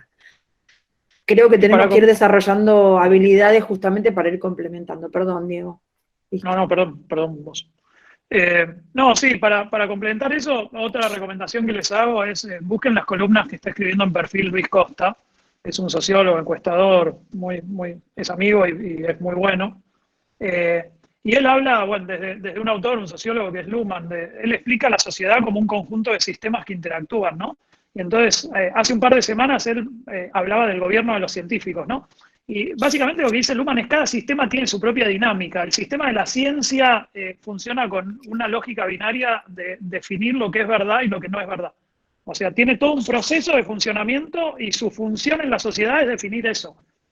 Y de alguna manera, esta crisis global hizo que la política, porque está estudiado que la gente cree por un lado en sus pares y por otro lado en los expertos, que la política trate de traer al sistema de la ciencia hacia el sistema político. El sistema político funciona con otra lógica, con una lógica de poder y no poder, con otra cuestión. Entonces eso lo que hizo es que de alguna manera se politice el sistema de la ciencia y terminemos en esta situación donde dentro de la lógica de la política, donde todo es cuestionable y es un mundo de matices, ahora resulta que la OMS también es cuestionable. Y eso nos para en un lugar muy raro, porque se están como redefiniendo los roles que tienen las distintas organizaciones en la sociedad. A mí me parece que eso fue lo que pasó y que hay que seguirlo eso, a ver cómo sigue, ¿no? Porque la ciencia no sirve para gobernar tampoco. O sea, esto de rodearse de científicos y decir, acá gobiernan los científicos, no es cierto, porque tiene otra dinámica de funcionamiento ese sistema. Uh-huh. Y en este sentido, continuando un poco con esta lógica de redefinición que estás planteando, Diego, desde el punto de vista del rol de las organizaciones en general, la relación de las empresas, específicamente del sector privado, y los estados, que en este momento, o en estos últimos meses, ha sido ha sido tan puesta en evidencia, ¿va a sufrir alteraciones? ¿Va a haber mayor regulación por parte del Estado? Digamos, ¿va a cambiar el vínculo que existe? ¿Va a ser más fuerte, más sólido el vínculo entre el Estado y el sector privado, específicamente las empresas? ¿Cómo lo ven ustedes? Bueno, si lo ves desde lo global, definitivamente. O sea, y de nuevo, volvemos a lo que hablábamos al principio. Yo creo que había como ciertas tendencias que ya se podían visualizar y que esto las acelera, ¿no? Yo lo que veo es una vuelta muy fuerte a los nacionalismos. Los países cerrándose en sí mismos, o sea, con poco nivel de cooperación que tendría que haber. Estados Unidos, que de alguna manera durante mucho tiempo fue como un gran árbitro en mantener ciertos equilibrios globales retirado de ese rol. O sea, Estados Unidos votó un presidente que dijo America First, es su lema, o sea, primero nosotros y si tenemos tiempo vemos lo otro. Entonces me parece que está muy desequilibrado el sistema político global y eso va a tener impacto en cosas muy concretas de lo que va a pasar después de esta situación. Y yendo a lo local, bueno, hoy prácticamente todo es Estado. Digamos que el Estado ha avanzado de tal manera, el Estado está pagando hasta parte de los sueldos de las empresas privadas, digamos, ¿no? Entonces, la verdad que el Estado avanza y ahí de nuevo es muy interesante lo que dice Luhmann sobre ese caso en particular, cuando la política trata de interferir en el sistema económico. El sistema económico tiene otra dinámica, el sistema económico es hay pagos o no hay pagos, o sea, funciona con esa lógica binaria y las cosas funcionan así. Y cuando el Estado trata de meterse demasiado en el sistema económico, ¿qué pasa? El Estado saca una regulación que dice el dólar vale 70 pesos. Y el mercado le responde, no, vale 120, 130. O sea, y es imposible, no se puede manejar la economía a través de la lógica de la política, ¿no? O precios máximos. Yo defino cuáles son los precios en el mercado. Y la verdad es que la economía funciona por otras reglas, tiene como reglas que son como la de la física, ¿no? De la oferta y la demanda y cuestiones así. No se puede regular precios por regulación, por DNU, digamos. No funciona eso así, porque son sistemas que funcionan con dinámicas diferentes. La buena noticia para nuestra profesión y aquellos que les interese más el campo de los asuntos públicos es que sí, va a haber muchísimo trabajo. Gustavo, bueno, que también trabaja en estos temas, también puede dar fe que nuestro rol ahí es tratar de actuar de alguna manera como traductores entre el idioma que habla la empresa y el idioma que habla el Estado y tratar de encontrar acuerdos mínimos que les permitan a los dos funcionar. Pero sí, yo veo un avance muy fuerte en general de los estados y en particular en la Argentina. ¿Flor? Adrián, si me permitís, Sí. no, quiero retomar acá una pregunta que me parece muy interesante que hace Marlene Torraco, que dice, ¿qué opinan del capitalismo de vigilancia, concepto de gran hermano en relación a las aplicaciones lanzadas por los estados? Porque aparte, de una manera u otra está relacionada con la pregunta que hiciste vos, con lo que acaba de decir Diego y lo que yo tendría para decir. Creo que la palabra clave entre empresas y estados ahora y en estos contextos es colaboración. Pero teniendo muy, muy en claro hasta dónde va la responsabilidad de la empresa y hasta dónde llega y a partir de dónde toma el Estado. En cuanto a las aplicaciones que se han desarrollado, muchas de ellas son aplicaciones desarrolladas por organismos estatales o eventualmente por agencias o instituciones de salud. Ahora, en el caso de Google, que fíjense, así como vimos el ejemplo de Adidas y Nike, que se juntaron en pos de un mensaje antirracista, Apple y Google se juntaron no para desarrollar una aplicación, aprovecho para aclararlo, sino para abrir un sistema, que es una API, que lo que permite es que los estados que quieran desarrollar una aplicación puedan acceder a una tecnología que lo que permite es una mayor trazabilidad. Ahora, tenemos un ejemplo como el gobierno de Uruguay, que lo anunció esta semana, con un muy buen ejemplo de cómo utiliza la API que Google junto con Apple desarrollaron, de manera tal que los usuarios que se bajan la aplicación desarrollada por el gobierno de Uruguay, bajo 3 tipos de consentimientos, repito, 3 tipos de consentimiento del usuario, que tiene que dar un consentimiento para una cosa, luego para otra, luego para otra, accede a que su teléfono celular, independientemente si funciona con una plataforma de Android o con una plataforma iOS, que son los celulares de Apple, pueda dejar una suerte de rastros digitales cuando estuvo cerca de otro celular. No importa si es fulano o fulana. Ahora bien, acá viene el concepto de colaboración y de ayudarnos a nosotros ayudando al otro. Si uno de repente da positivo, da COVID-19 positivo, y resulta que autorizó que su aplicación deje estos rastros de trazabilidad en los otros celulares, aquellas otras personas que también accedieron que alguien los notifique si estuvo cerca o lejos, o cerca sobre todo de una persona que dio COVID-19, se los notifique de la autoridad de salud, le va a aparecer una alerta para que pueda hacerse un testeo, en caso de que esa persona quiera. Esa persona tiene que habilitar su teléfono, tiene que habilitar recibir la notificación y tiene que prestar consentimiento y tener ganas de ir a hacerse un testeo. Pero a lo sumo puede elegir el derecho a saber, ¿sí? Entonces, a mí me parece interesante. Yo, por supuesto, no estoy de acuerdo para nada con el capitalismo de vigilancia. Lo que sí sé es que la tecnología tiene un montón de herramientas que pueden ayudar a los estados a gestionar mejor y de manera más eficiente, pero no pasando por arriba de la gente, sino que con el consentimiento de la gente y con desarrollos bien hechos, ¿sí? Dándole opciones a la gente a decir sí, acepto, quiero saber, o no, no acepto, no quiero saber, la tecnología puede hacer maravillas, puede ayudar muchísimo en el control de una pandemia, puede ayudar muchísimo en la trazabilidad de los diagnósticos, el contacto, el distanciamiento. Google lanzó algo que le están usando todos los gobiernos, con información anonimizada que se llama el Mobility Report. Les digo, los invito a que lo googleen, y muestra cuál es el movimiento de la gente en determinadas ciudades dentro de determinados países a partir del dictamen de una cuarentena o liberación de una cuarentena. Y van a ver cómo en determinadas ciudades el movimiento de la gente incrementó, permanece estable o disminuyó con respecto a la semana anterior.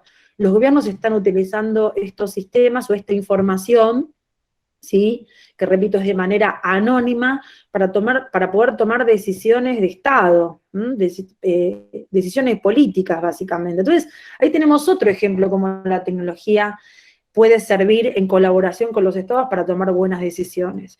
Pero desde ya, nunca atropellando los derechos individuales de la gente.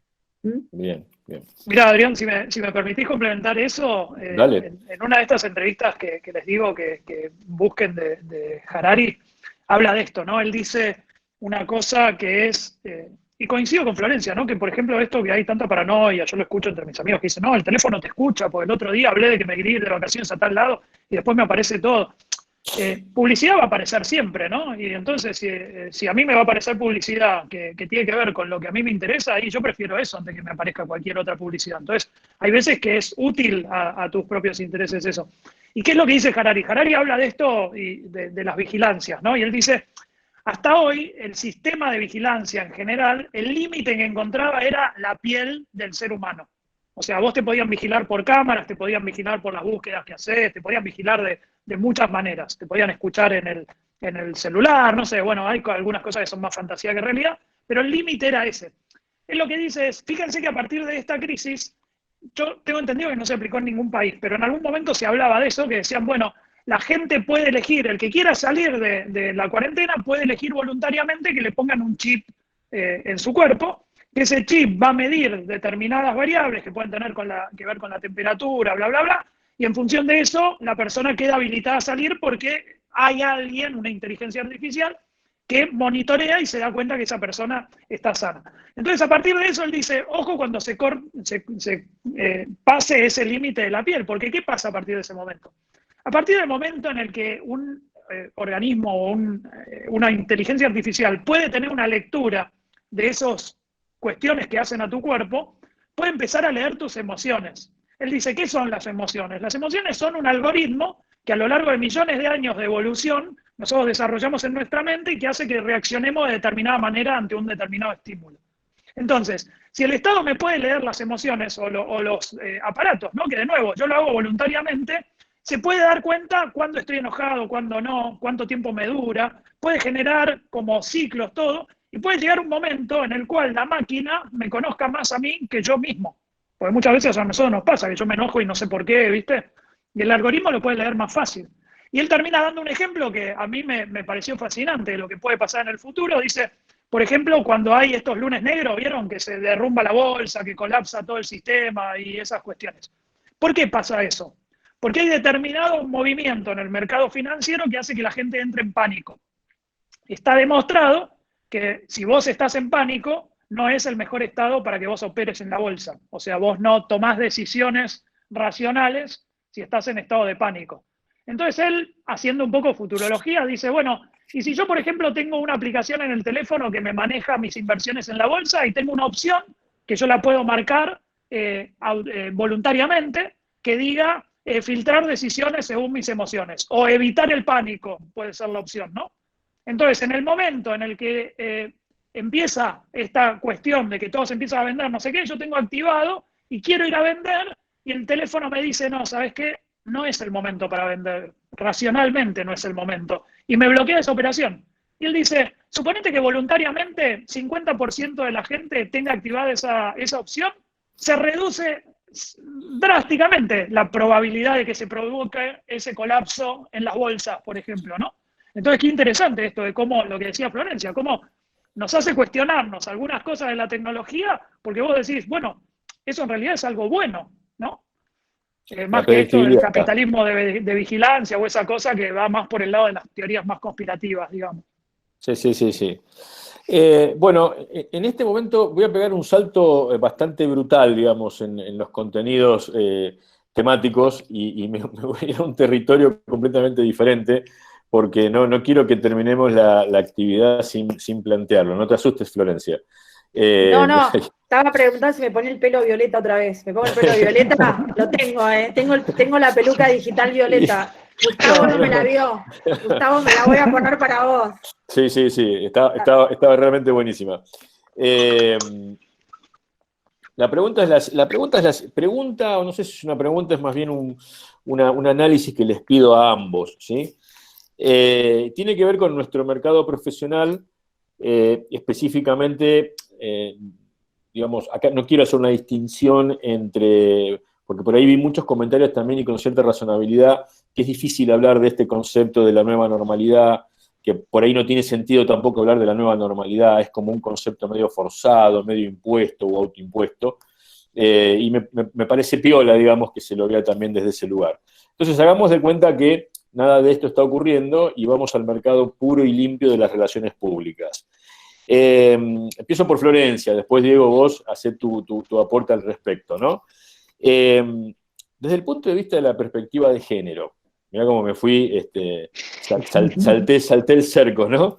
Digo, desde el punto de vista de la perspectiva de género, ¿se ve digamos, un equilibrio en cuanto a lo que es tema de discusión permanente, ¿no? Si más cargos ejecutivos para hombres que para mujeres, si hay un crecimiento de la mujer ejecutiva en el ámbito de las relaciones públicas, a nivel corporativo, quiero decir, porque las consultoras por ahí daría la sensación de que están un poco más equilibradas en este sentido, según algunos datos que están dando vueltas por allí, y a esto obviamente sumarle el hecho de una particularidad que es, ¿no? Específicamente, en la Argentina hay 20 universidades que dictan la licenciatura en Relaciones Públicas, y entre el 80 y el 85% de los estudiantes de la carrera son todas mujeres, básicamente. Y, digamos, no sería digamos, no habría una lógica entre tal volumen de estudiantes mujeres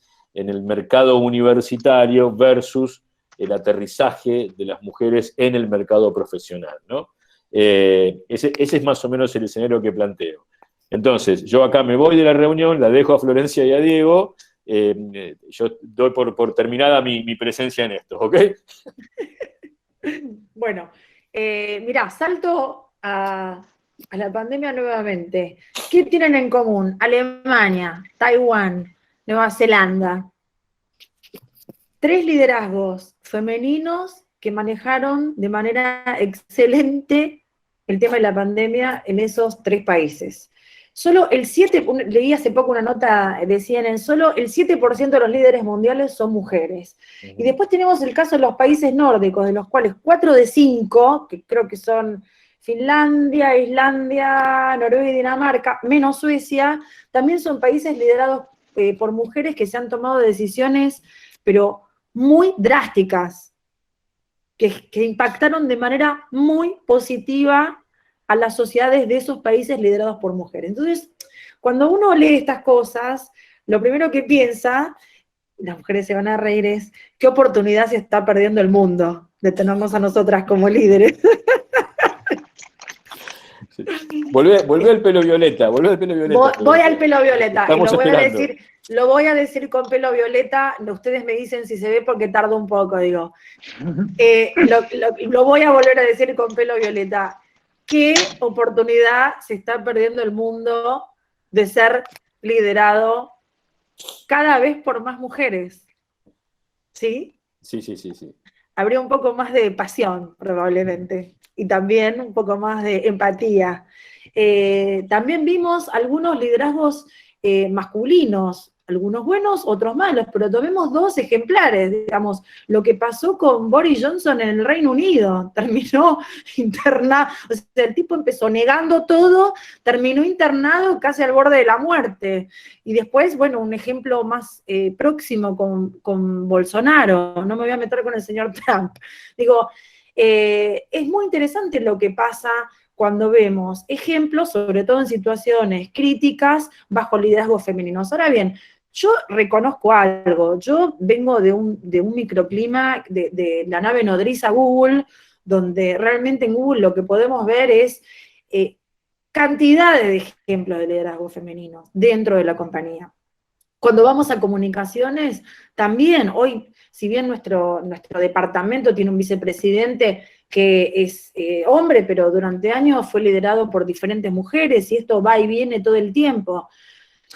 Para una compañía como la nuestra, lo más importante no es masculino, femenino. No vemos la diversidad como algo polarizado. Vemos la diversidad como algo que tiene muchas tonalidades, muchos grises. Ya no podemos pensar en la diversidad de género como algo binario, ¿sí? Hay gente que está transicionando de un sexo hacia otro, hay gente que está en el medio, así por lo menos lo ve la compañía en la cual yo trabajo. Y yo pienso que ya tenemos que dejar de hablar de género y hablar realmente de diversidad. Necesitamos más gente de la comunidad trans metida en la comunicación, ¿sí? Por ejemplo, porque un buen comunicador es un comunicador que tiene en cuenta muchas visiones, y el mundo no mira ya en género masculino y femenino, el mundo mira distinto, con lo cual tenemos que comunicar de manera distinta. Nosotros tenemos que integrar nuevas miradas para poder nosotros tener una comunicación más diversa. Así que redoblo la apuesta, y sí creo que ya hablar de género femenino, masculino en el rubro de las comunicaciones, las relaciones públicas, es anacrónico. Tenemos que hablar de la diversidad, ¿sí? Tenemos que tener gente de más de 60 años componiendo nuestros equipos de comunicaciones. Tenemos que tener gente trans formando parte de nuestro equipo de comunicaciones. Tenemos que tener gente que está transicionando de un género al otro porque está buscando su identidad dentro de nuestros equipos de comunicaciones. Solo así vamos a poder captar y entender la sociedad a la cual estamos hablando o tratando de acercar nuestros mensajes. Wow. Ahora, imagino que esto también mucho tiene que ver, ya te dejo, porque te veo ahí como con los... No, escucho muy atento. Preparado en la lista, en la fila de largada. Imagino, Flor, que esto también tendrá mucho que ver con que, bueno, las culturas de cada una de las empresas obviamente difieren a veces en esta perspectiva, porque lo que vos acabás de decir, desde mi punto de vista, es maravilloso, es fantástico. Ojalá lleguemos rápido a ese nivel, no de equilibrio, sino de apertura, donde no existan más ningún tipo de condicionantes en ese sentido. Pero por ahí daría la sensación de que hay muchas empresas que todavía siguen como ancladas, ¿no?, culturalmente al pasado, desde este punto de vista que estás planteando vos. Te lo digo desde el punto de vista económico, cuando las empresas se den cuenta que tener una mirada más amplia y más diversa, y que esa mirada solo es posible incorporando gente diversa en sus equipos, les va a traer beneficios económicos, lo voy a decir en términos académicos, se van a dejar de boludeces, ¿sí? O sea, bien, porque son boludeces. Ampliar la mirada para poder entregar productos, servicios, atención al cliente, mensajes adaptados de una compañía hacia la opinión pública cada vez más diversa, lo que va a traer es ventajas, no problemas. O sea, es una mirada miope, totalmente obtusa de la realidad. A veces las empresas solamente entienden en términos económicos, comerciales, de beneficios concretos. Bueno, también los tiene. También los tiene. Fantástico. ¿Diego? Bueno, ¿qué decir? ¿Qué agregar? ¿No? No, primero que sí, que obviamente que celebro todo lo que escuché. Yo lo puedo contar quizás desde lo personal, ¿no? Yo, cuando empecé mi carrera, mis jefas fueron todas mujeres. La CEO de Burson, cuando yo entré en el 99, era Claudia Gioia. Creo que menos uno que era hombre, todos los directores las directoras eran mujeres. En mi equipo de dirección, hoy en Jeffrey Group, el equipo de dirección somos 7 personas, de las cuales 4 son mujeres. Yo creo que aparte en nuestra profesión hay algo que tiene que ver con... Ya coincido en que, y todos estamos cambiando el chip, ¿no? Pues nosotros crecimos en un contexto que nos marcaba determinadas cuestiones y estamos todos en un proceso de construcción ahora, que a veces nos sale más naturalmente y a veces no, pero estamos todos aprendiendo en ese proceso. Coincido que creo que yo lo que aprendí a partir de empezar a meterme más en los temas de género justamente es que al principio uno cree que la cuestión tiene que ver con igualar, con decir, bueno, somos todos iguales, que creo que es el primer paso para empezar una discusión. Pero creo que eso termina desencadenando en algo que no es somos todos iguales, somos todos distintos. Y lo que hay que hacer es hay que celebrar la diversidad y entender qué es lo que cada uno tiene para aportar a todo esto que estamos construyendo entre todos, ¿no? Y ahí nada, hay un dato que puedo dar y que tiene que ver con nuestra profesión, con respecto a los hombres y las mujeres. O podemos hablar de lo masculino y lo femenino, si querés, para no definirlo en un género. Está estudiado que los cerebros del hombre y la mujer son distintos porque evolucionamos a lo largo de muchos millones de años de maneras distintas, porque teníamos como tareas muy asignadas, ¿no?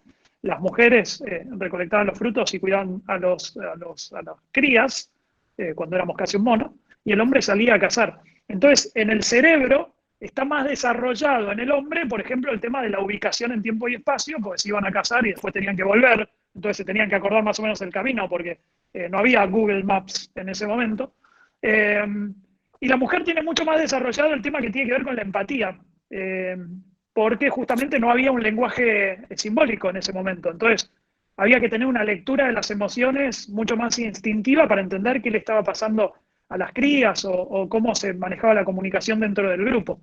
Y justamente, lo decíamos antes, la empatía es la piedra angular para lograr una buena comunicación. Así que adhiero a todo lo que dicen, hay que celebrar la diversidad.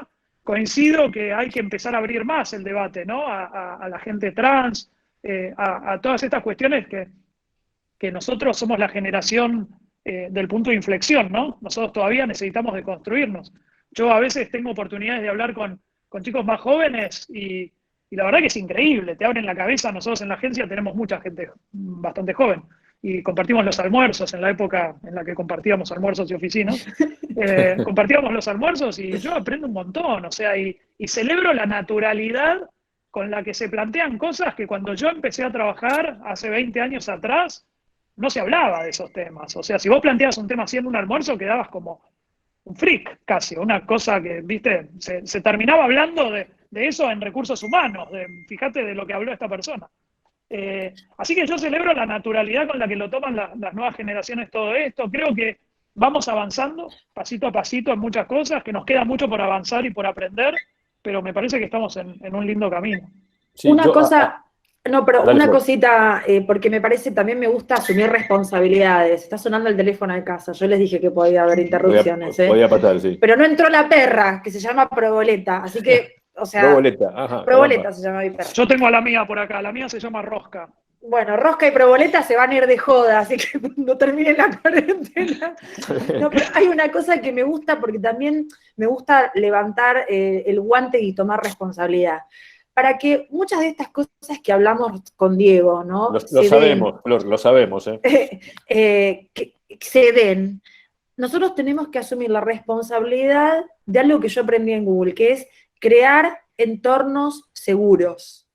Crear contextos seguros, donde la gente se sienta segura de poder compartir lo que piensa, lo que siente, lo que es, acerca de lo que duda. La construcción del entorno seguro es responsabilidad de los de nuestra generación, ¿no, Dieguis? O sea, nosotros que tenemos la responsabilidad, o en una gerencia, o vos en Jeffrey, digamos, nosotros tenemos que ser los que garanticemos ese entorno para que la gente se sienta segura de ser, de compartir, de mostrarse tal como es, de manifestar lo que piensa, lo que siente, porque solo en un contexto seguro es donde se puede dar una auténtica diversidad.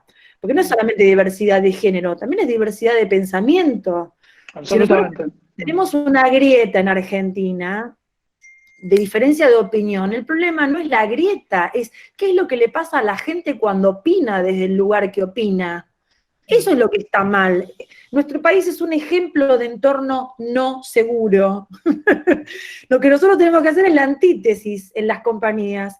Generar, construir con mucho amor entornos seguros para que la gente pueda ser tal cual es, expresarse tal como siente, sin sentir fisuras, sin sentir que es segregada, para que se dé un verdadero ámbito de intercambio genuino de diversidad. Tenemos mucho que aprender. O sea, la diversidad, la colaboración, son rutas que van muy de la mano. Y que por eso insisto que esta pandemia, esto que nos está pasando, es tan interesante para poder incorporar nuevos aprendizajes. Es raro hablar de oportunidad en un contexto de pandemia, pero tenemos la obligación de aprender en el contexto en el cual nos tocó vivir hoy en este mundo 2020, año que no olvidaremos jamás en nuestras vidas, ¿sí?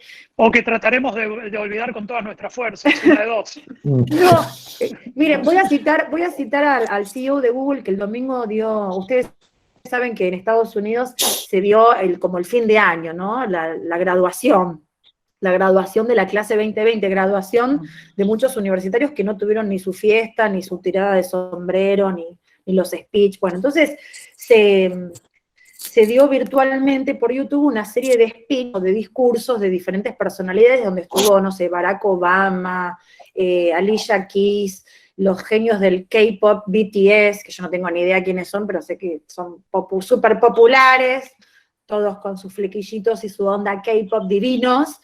Y el CEO de Google dijo algo que me encantó conceptualmente, no sé si era así, pero conceptualmente dijo que la clase 2020, o la generación que egresa en 2020, que no sea recordada por la generación de que se perdieron un montón de cosas, sino que sea recordada como una generación, ¿sí?, que pudo cambiar un montón de cosas, que abrazó el cambio, que todo esto que pasó sirvió para cambiar y modificar. Y yo creo que a nivel humano, personal, individual, dentro de cada uno, que este año 2020 no sea el año para nosotros en el que perdimos el cafecito, el casamiento, la fiesta de 15, el contacto, sino que sea el año en el cual abrazamos el cambio y lo pudimos construir. Y en esa construcción pudimos aprender. Y por eso celebro que podamos aprender y asumir con responsabilidad a nuestra generación la construcción de espacios seguros para que verdaderamente se dé la diversidad. En las relaciones públicas, en la política, en el periodismo, en donde sea.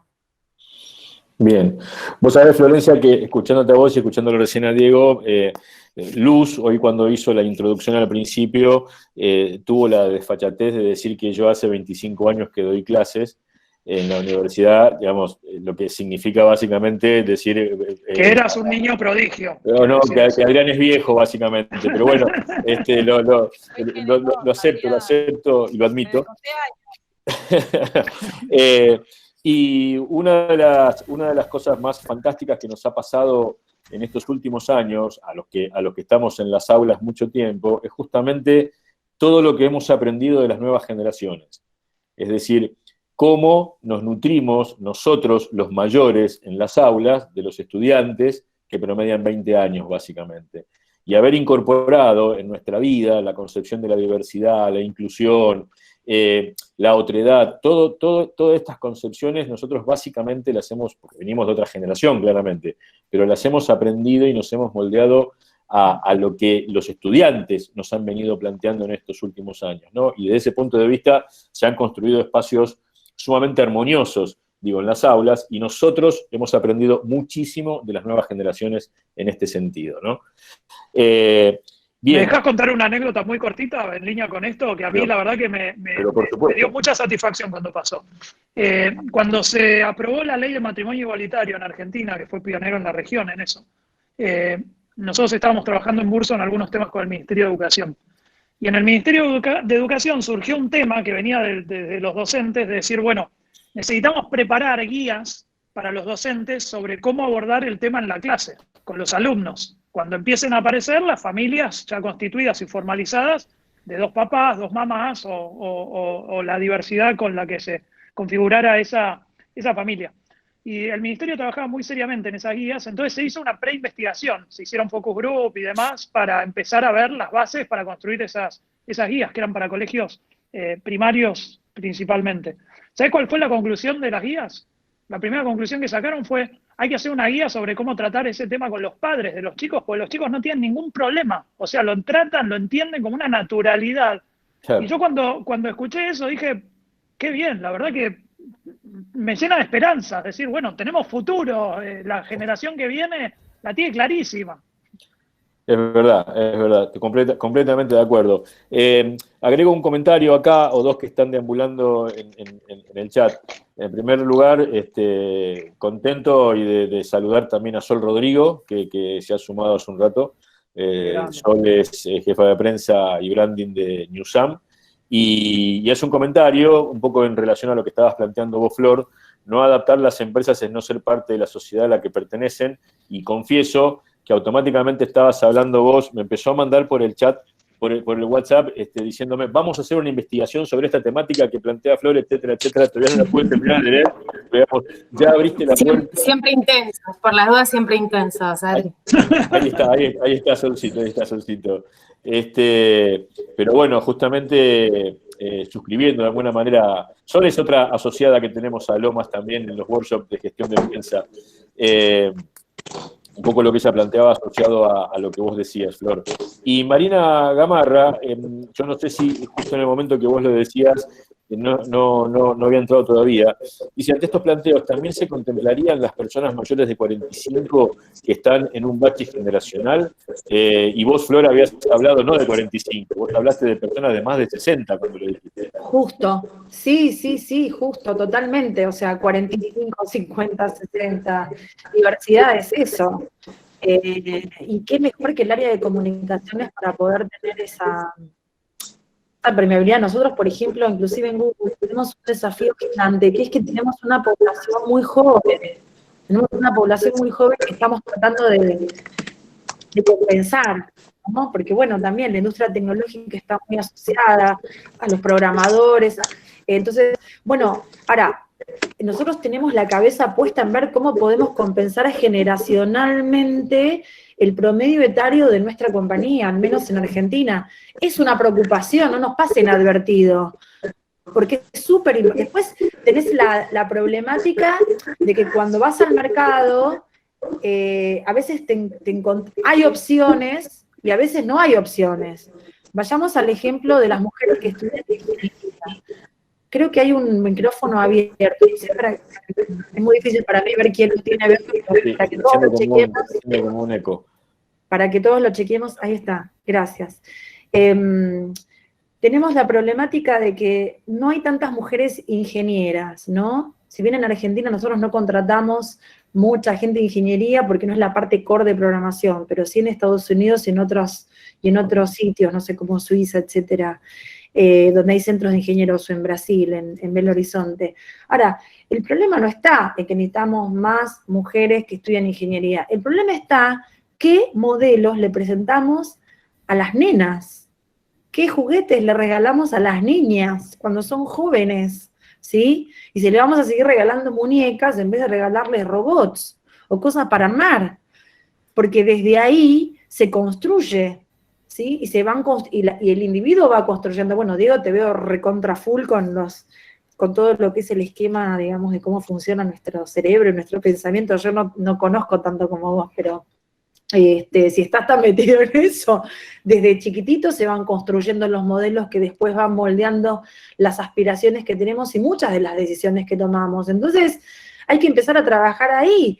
Si vos tenés hijos chiquitos que van a un colegio donde hacen una obra de teatro, un concert, no sé, llamalo como quieras, y siempre hay un protagonista que es masculino, y hay una coprotagonista que es femenina, que no sirve para nada, en tanto y en cuanto no consiga un príncipe que la rescate, estamos mal, porque estamos educando desde el entretenimiento, desde el role-playing, desde la actuación de los niños, estamos mal, hay que deconstruir para construir ahí, y de ahí en adelante.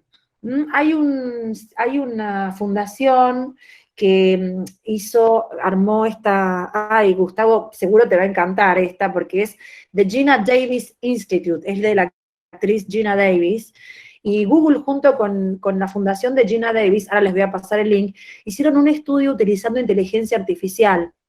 Yo lo comenté en muchas charlas que di el año pasado, este año no di charlas, salvo esta y virtual, porque se podía dar charlas, acerca de un análisis de las 60 películas más taquilleras de Hollywood, qué nivel de presencia tuvieron los personajes femeninos, en qué tipo de géneros, y aparecieron cosas muy interesantes. Primero, las variables que indicaban nivel de presencia, como por ejemplo, no solo si era protagonista o coprotagonista, sino también qué cantidad de parlamento, de guión se le daba a las mujeres, o qué nivel de acercamiento de cámara se le daba a las mujeres que ocupaban un rol en la acción del desarrollo de la historia. Pero también aparecían cosas, como por ejemplo, que las películas que habían sido protagonizadas por mujeres, habían sido las más taquilleras en Hollywood en los últimos 2 años, películas ganadoras del Oscar.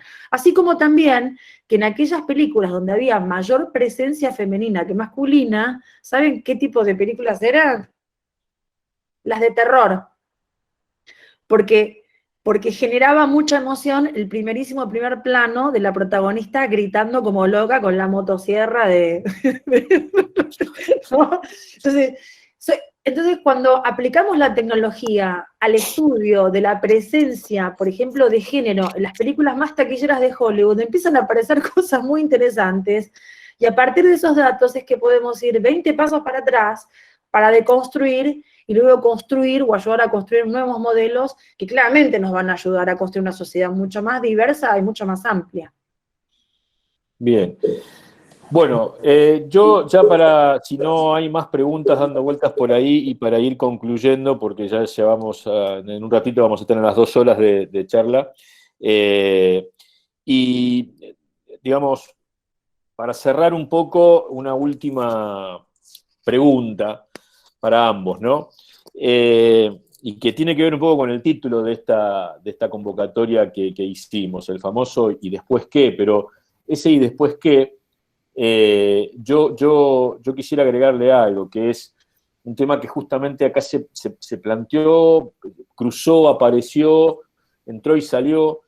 Hay múltiples opiniones dando vueltas por allí de pensadores. Yo me quedé con una desde hace poco de Gilles Lipovetsky, el sociólogo y filósofo francés, donde él plantea abierta y directamente: nada va a cambiar, todo va a volver a la normalidad como era antes, y todo esto no va a servir absolutamente para ejemplo de nada. Y bueno, hay como diferentes posturas al respecto, ¿no? Entonces, básicamente, para los dos, de este escenario, ¿qué vamos a aprender o qué deberíamos aprender si es que vamos a aprender algo? Que muchas reuniones de muchas horas de duración podrían haber sido una llamada, es una de las cosas que vamos a aprender. No, la verdad que creo que todavía es una situación en evolución, ¿no? Quizás algo que sí me pasa a mí, y de nuevo, yendo a esto de lo cognitivo, que a mí me parece súper entretenido de observar cuando te lo marcan, ¿no? Porque son cosas que a veces no te das cuenta. Sí, perdóname que te interrumpa, Diego, pero hoy has tenido como una especie de flash académico vinculado a las neurociencias, básicamente, ¿no? Es que a mí me parece increíble. Nos has ilustrado desde la neurociencia hoy. Sí, un erudito. Pasa por ahí. Es una combinación de eso con inteligencia artificial lo que viene para nuestra profesión. Pero fíjate, una cosa que me pasó a mí cuando empezó un poco todo esto del distanciamiento social y demás. Uno en general no le presta atención a muchas cosas que tiene alrededor, ¿no? Hay estudios que dicen que más o menos uno, en un momento estándar, tiene más o menos 40 millones de estímulos dándole vuelta alrededor. y el cerebro tiene capacidad de focalizarse a nivel consciente en 11 de los 40 millones. Entonces hay cosas que están en la periferia, pero que si pasa algo te dispara la atención y enseguida vos lo mirás, ¿no? Si uno va caminando por la calle, por ejemplo, y pasa una señora o una persona, un padre o lo que fuera, y le pega a un chico, eso absolutamente y en el momento va a llamar tu atención y te va a hacer focalizarte en eso. Y a mí me pasó el otro día, yendo a hacer las compras, que vi dos personas que se encontraron en una esquina y se dieron un abrazo. Y me pasó lo mismo, me pasó, mi mente, que venía concentrada en otra cosa, focalizó en esa situación y dijo, mirá lo que están haciendo, lo mal que está lo que están haciendo. O sea, me encendió como una señal de alerta, ¿no? Entonces me parece que, yendo a estos temas que traje hoy a la charla y que a mí me parecen súper divertidos, me parece que pasa mucho por ahí la nueva normalidad, ¿no? De cosas que antes uno aceptaba con normalidad y que a partir de ahora le empieza como a parecer que no es lo correcto, ¿no? Y después, bueno, la verdad que para los chicos estudiantes que están escuchando, yo creo que las perspectivas para nuestra profesión son las mejores. O sea, yo creo que vamos hacia un mundo cada vez con más nivel de conflicto, y conflicto en todos los niveles, desde el pequeño conflicto que hay que solucionar en el día a día hasta los grandes conflictos, y ahí nosotros, los comunicadores y los que entendemos las relaciones públicas, somos grandes mediadores de esas situaciones. Entonces, me parece que las perspectivas son increíbles. Y le quiero dejar, la verdad, que el cierre para que redondee a Florencia, que fue un placer escucharla y dijo cosas recontra interesantes, así que quiero escuchar su cierre. Sí, además me gustaría agregar, Diego, con respecto a que suscribo 100% lo que decís. Además, Florencia nos regaló en el transcurso de la charla cambios de color de cabello automáticos, una cosa, digamos, impactante para una charla, ¿no? Tengo más skins, pero si los pongo y veo que está grabando, puedo generar graves daños a mi propia imagen. Pero tengo unos skins buenísimos, como por ejemplo uno que me pone el pelo azul, con anteojos, otro que me hace estar abajo de una pecera, pero me parecía too much para un encuentro de 120 estudiantes. Los que fueron estudiantes míos saben que soy capaz de hacer esas cosas. Veo bárbaro unas caras. No te creas. Mirá que si me han dejado moderada a mí esta charla, quiere decir que entonces tranquilamente podés poner en funcionamiento las técnicas que quieras. Bueno, lo mío es breve. Esta pandemia vino a enseñarnos que somos vulnerables y que esto no salimos solos, que la clave es la colaboración. Y como comunicadores, nosotros tenemos que estar enfocados hacia la comunicación humana, la colaboración con otros, siendo esos otros los stakeholders, la opinión pública, los clientes, los estados, nuestros competidores, ¿sí? Y por último, que nosotros tenemos que entender que para poder llevar esto adelante, ¿sí? Lo que tenemos que hacer es rescatar lo positivo de una situación que se nos presentó y se nos sigue presentando como crítica, al menos en 3 planos: en el plano sanitario, en el plano económico, y vamos a seguir viendo cómo cada vez más en el plano social. Y poder rescatar de todo esto este enorme aprendizaje, ¿sí? Resulta un poco irrespetuoso hablar de oportunidad en este contexto, porque realmente están pasando muchas cosas feas en la Argentina y en el mundo. Pero realmente como seres humanos, como especie, de esta vulnerabilidad que la pandemia nos vino a recordar, tenemos que aprender nuevamente a saber que para sobrevivir, nadie sobrevive solo se sobrevive en conjunto, con el otro, gracias al otro, ayudando al otro y que el otro nos ayude a nosotros. Fantástico. Bueno, a ver, me pasaría un rato largo agradeciendo a todos los presentes, muchas caras amigas, Pablo, Gustavo, digo caras amigas de por lo menos los que tengo a la vista acá en el monitor, ¿no? Ricardo de los Santos también allí desde el principio, exalumnos, alumnos actuales, alumnas, exalumnas, gente de otras universidades, Sol Rodrigo, que se sumó con sus aportes y que seguramente ahora después conversaremos por esa puerta, esa ventana que abriste, Flor, vos, y que nos dio el espacio para interpelar algún tipo de investigación al respecto. Ahí está Sol atenta, ya lista como para arrancar. En serio, Gustavo, muchas gracias por haber pasado a visitarnos y haber intervenido un ratito. La verdad que para mí la charla fue muy enriquecedora desde todo punto de vista y muy diversa. Se habló de diversidad y también fue diversa la temática, ¿no? Porque atravesamos las relaciones públicas, atravesamos la cuestión de la diversidad y la inclusión, pasamos por las neurociencias, tocamos tecnología, conversamos acerca de futuros imaginarios o hicimos hipótesis acerca de lo que puede pasar y de lo que puede venir, discutimos acerca de la nueva normalidad o no nueva normalidad, es decir, una amplitud temática sumamente diversa y que creo que, por lo menos desde mi punto de vista, fue muy enriquecedora para todos y nos interpela y nos pone a todos en posición de seguir reflexionando, ¿no? Así que, desde ya, muchas gracias a todos los que vinieron. Muchísimas gracias, como siempre, Diego, por tu compromiso y por estar siempre ahí en la línea de fuego, listo para participar de cualquier tipo de actividad y siempre aportando lo mejor de vos.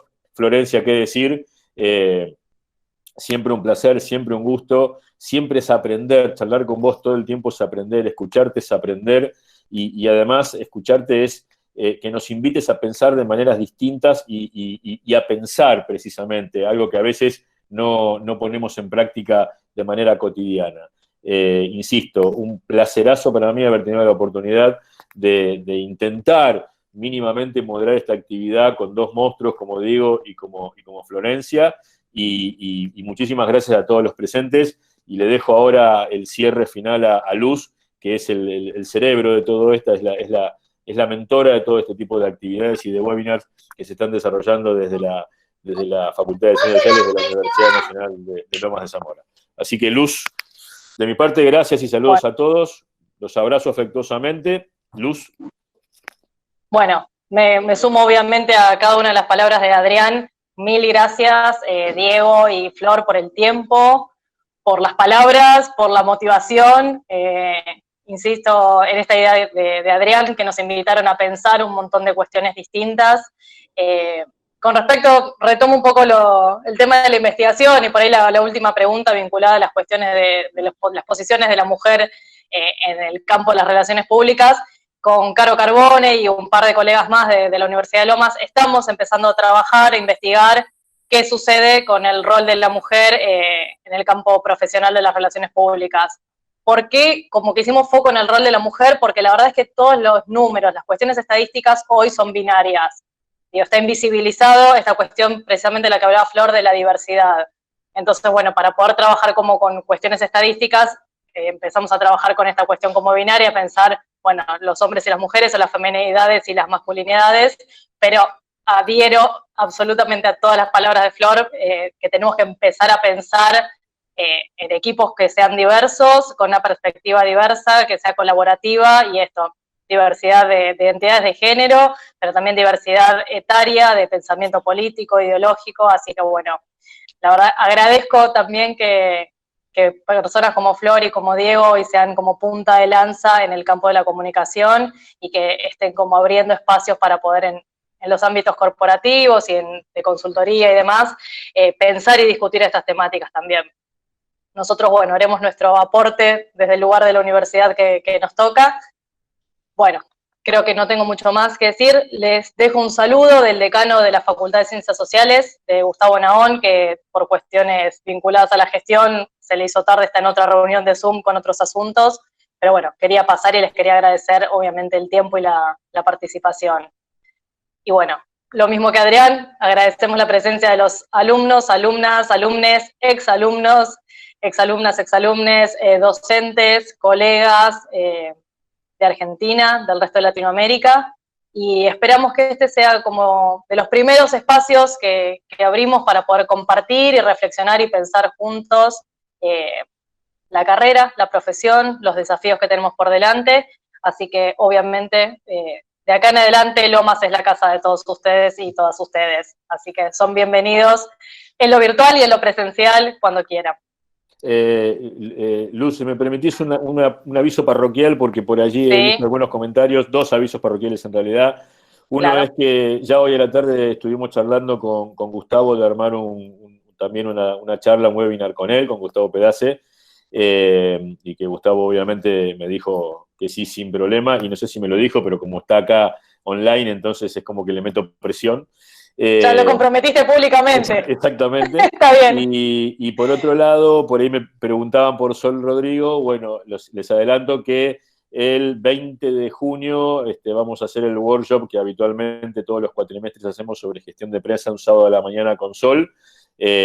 Así que si hay quienes quieran participar, no tienen más que mandarme un mail y los incorporamos al grupo de alumnos que ese día va a estar trabajando, ese sábado de la mañana va a estar trabajando con Sol. Nada, quería pasar esos dos parroquiales. Y Adrián, Muy si bien. puedo sumar un parroquial también, se habló Sí, claro. se habló mucho de la colaboración, ¿no? Como una de las claves para gestionar esta situación y para crecer en la profesión, todo. No dejen de acercarse al Consejo Profesional de Relaciones Públicas, a todas sus comisiones, la Comisión de Jóvenes y Estudiantes particularmente es súper activa, y la verdad que yo lo puedo contar en mi caso, el networking entre pares fue clave en el desarrollo de mi carrera, así que no dejen de acercarse al Consejo, que les ofrece un espacio para enriquecerse como profesionales. Perdón por meterme en la sección de parroquiales, pero... No, está abierta. Perfecto. Flor, ¿tenés algún parroquial que pasar? Adelante. Lo acabo de pasar por chat. Sí, ¿Se acuerdan ahí lo cómo veo. arrancamos? ¿Se acuerdan cómo arrancamos las trends? Bueno, ahora Sí. tenemos Sí. Adriana Arroyo, trend en Google Argentina. No, Ah, no, mentira, bueno. mentira. No, pero Casi. pero Cerrame la 12, cerrame la 12. no, lo que les quiero demostrar es que arrancamos los trends con una cosa y ya es otro universo. Dalma Maradona puteándose con alguien. O sea, esta es la dinámica de Internet y cómo la gente busca. Y es muy interesante que como comunicadores esta herramienta la pueden usar todos, es pública, es abierta, es gratis, para que podamos tener un feeling de que a veces lo que los medios tradicionales dicen que es la agenda del día, en realidad muchas veces pasa por otro lado. Igual, en algún momento vamos a convertir a Adriana Arroyo en tendencia de búsqueda en Google cuando le pongamos la peluca violeta virtualmente como skin en una charla virtual que él modere. Termino con ese chiste. Está bien. Gracias, muy bien. chicos. Está perfecto. El próximo desafío. Los quiero, Un beso. gracias. No, mil gracias a vos, Flor, gracias, Diego, y gracias, Adrián, obviamente, por la moderación y la buena predisposición y la buena onda siempre. Un placer compartir espacio con ustedes.